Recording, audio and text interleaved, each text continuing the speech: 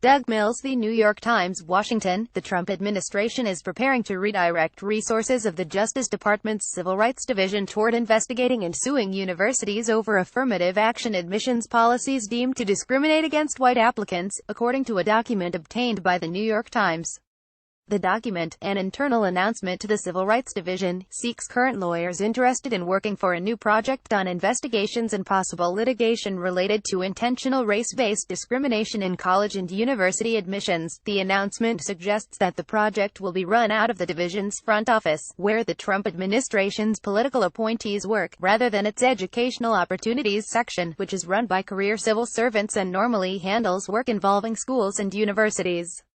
The document does not explicitly identify whom the Justice Department considers at risk of discrimination because of affirmative action admissions policies.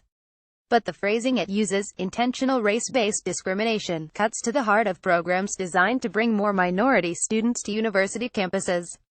Supporters and critics of the project said it was clearly targeting admissions programs that can give members of generally disadvantaged groups, like Black and Latino students, an edge over other applicants with comparable or higher test scores. The project is another sign that the Civil Rights Division is taking on a conservative tilt under President Trump and Attorney General Jeff Sessions. It follows other changes in Justice Department policy on voting rights, gay rights and police reforms. Roger Clegg, a former top official in the Civil Rights Division during the Reagan administration and the first Bush administration, who is now the president of the Conservative Center for Equal Opportunity, called the project a welcome and long overdue development as the United States becomes increasingly multiracial. The civil rights laws were deliberately written to protect everyone from discrimination, and it is frequently the case that not only are whites discriminated against now, but frequently Asian Americans are as well, he said. But Kristen Clarke, the president of the Liberal Lawyers Committee for Civil Rights Under Law, criticized the Affirmative Action Project as misaligned with the division's long-standing priorities. She noted that the Civil Rights Division was created and launched to deal with the unique problem of discrimination faced by our nation's most oppressed minority groups, performing work that often no one else has the resources or expertise to do. This is deeply disturbing, she said.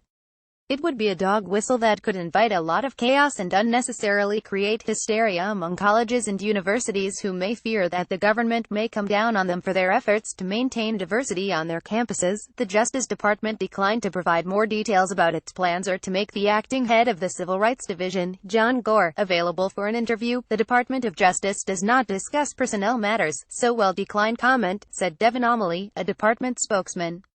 The Supreme Court has ruled that the educational benefits that flow from having a diverse student body can justify using race as one factor among many in a holistic evaluation, while rejecting blunt racial quotas or race-based point systems. But what that permits in actual practice by universities, public ones as well as private ones that receive federal funding, is often murky.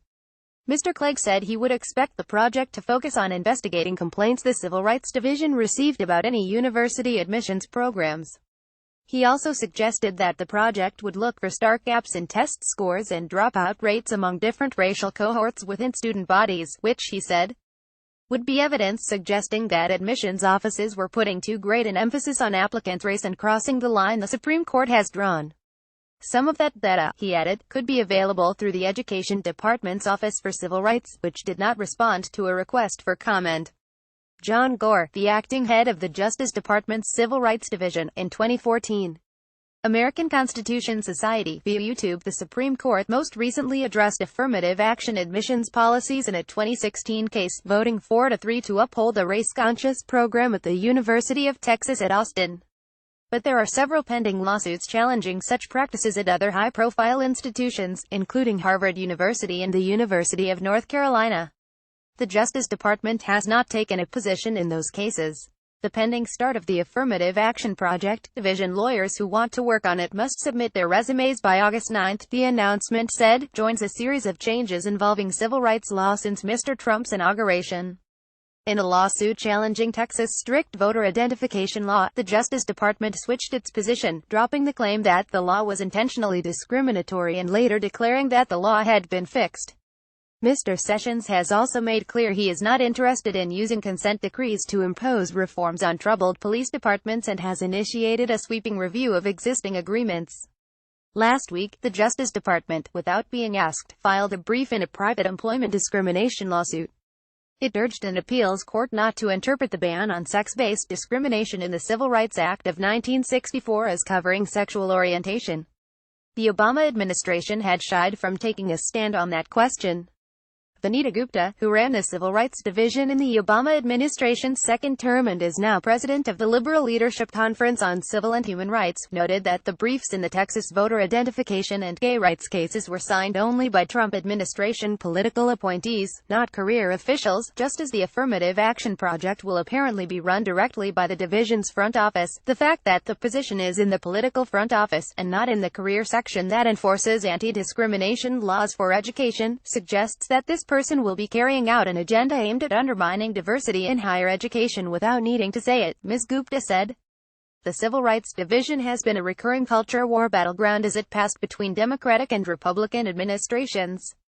During the administration of George W. Bush, its overseers violated civil service hiring laws, and Inspector General found, by filling its career ranks with conservatives who often had scant experience in civil rights law.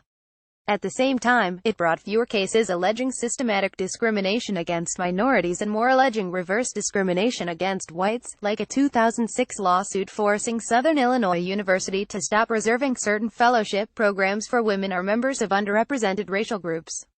In 2009, the Obama administration vowed to revitalize the agency and hired career officials who brought in many new lawyers with experience working for traditional, liberal-leaning civil rights organizations. Follow Charlie Savage on Twitter at Charlie_Savage. A version of this article appears in print on August 2, 2017, on page A1 of the New York edition with the headline U.S. Rights Unit Shifts to Study Anti-White Bias.